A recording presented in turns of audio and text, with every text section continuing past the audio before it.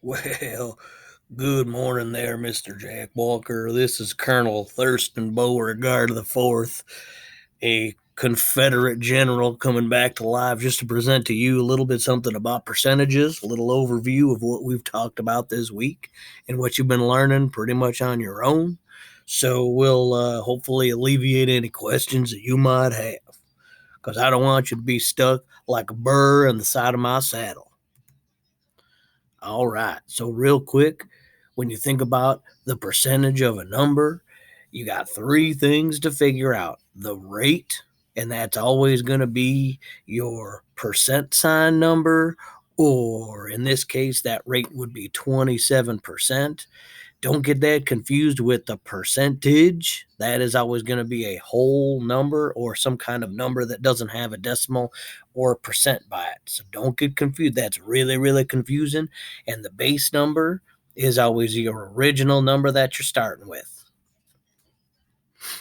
So three ways we can look at a percentage. One is the decimal, one's a fraction, one's a proportion.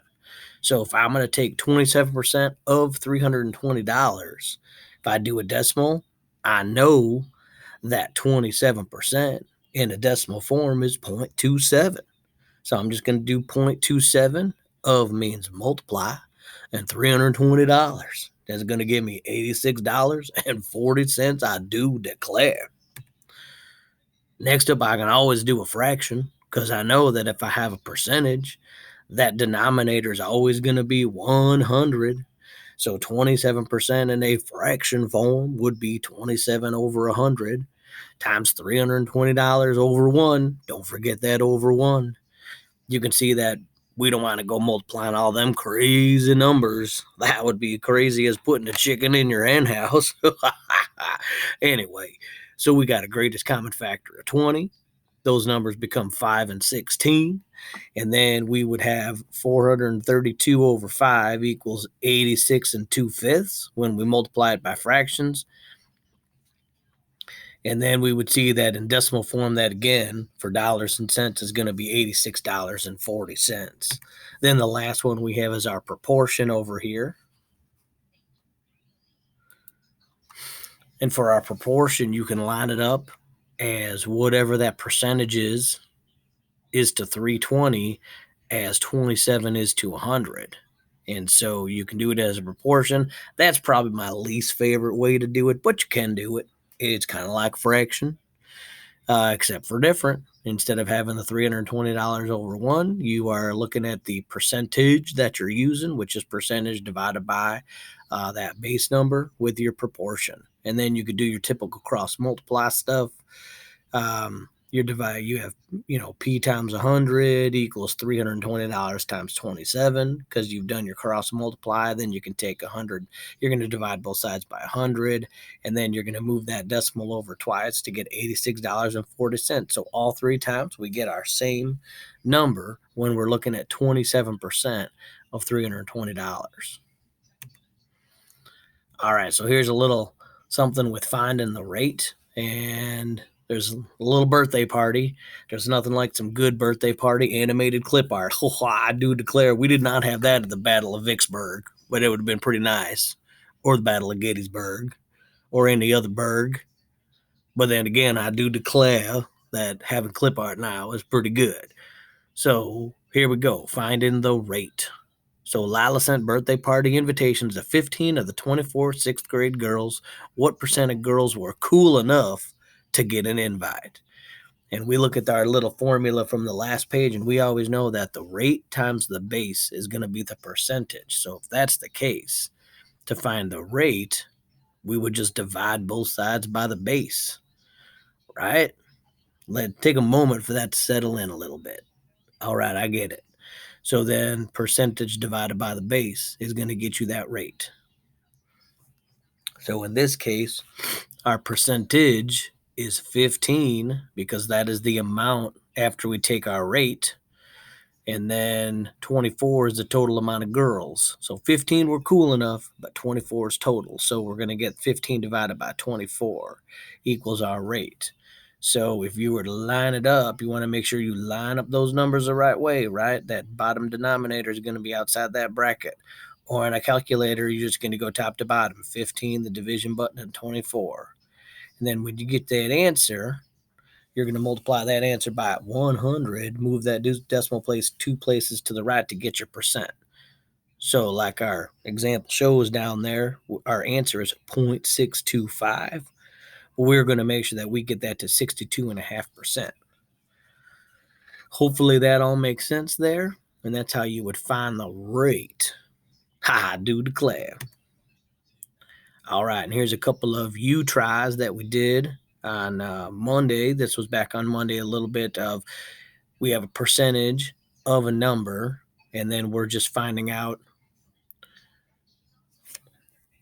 we have our rate and we have our base, and we're looking for the percentages on the left. So we're just going through and we're just putting in those numbers, right? 0.75 times 102 gets us 76.5. 0.56 times 345 gets us 193.2. 0.25 times 36 gets us 9. And then on the other side, we're looking for what is the rate. So that's going to be our percentage divided by our base. So we would end up dividing both sides in this first one with 3.2 equals 80p, divide both sides by 80, and we would get 4%. Then we would say that 48 is going to be 40% of 120. Or if you were to look at it, 0.40 times 120 is going to get you 48.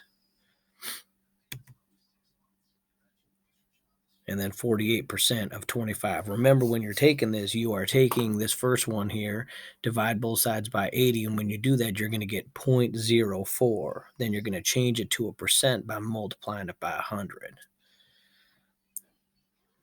All right. And then we got to find a way to find the original number. So if we're finding the original number, that is going to be our base, our B. So B is going to equal the percentage, which is our number, divided by that rate, which is that decimal. Chances are in this division problem, you're going to get bigger numbers than you have in your equation. So we're looking at 50% of what number is 19. So we would write the equation, 0.50 times n equals 19. And then we would know that our base equals our percentage divided by our rate. So we have our base, we have our percentage number. Remember, that's that number, which is 19. And then our rate, which is 50%, but in decimal form is 0.5. So we would do 19 divided by 0.5. That's going to get us 38. You can do it that way. You can do it the other way over here with the division property of setting up the equation of 0.50 of n equals 19. You would have 0.50 n equals 19. You've got to divide both sides by 0.50. This here is the same as this over here. Y'all understand that? By y'all, I mean you, Jack. Just Jack. All right. Couple more U tries for part 2. This was setting this up, right? We are going to do 800 because we have 19% of what number is $855. Again, we are looking for our base with this one. So 855 divided by 0.19, that's going to get us 4,500. So hopefully you got that number for that first one. Next one, you're going to set it up with 92, which is our percentage, our whole number divided by our rate, which is 0.23. That's going to get you 400. And then the last one, I do declare 312. 10.4% of what number is 312, and that's going to be 3,000. All right. I do declare that's a layman Dixie line there. It's a Mason Dixie line already. All right. Your independent practice that you had was true false with these questions. We can kind of see how you do that when we go over our Zoom meeting. Hopefully we can have a Zoom meeting today. That's where you got to stop for Monday because this young man here is telling you to stop. He looks like the second coming of one of the colonels I had back in the Battle of Vicksburg. Yeah, not very good, but he didn't wear them kind of shorts either. Those are funny shorts. I don't know. We don't declare those. This was another more independent practice where we were doing 5 problems from each of these boxes. One was finding the percentage, one was finding the rate, and one was finding the base.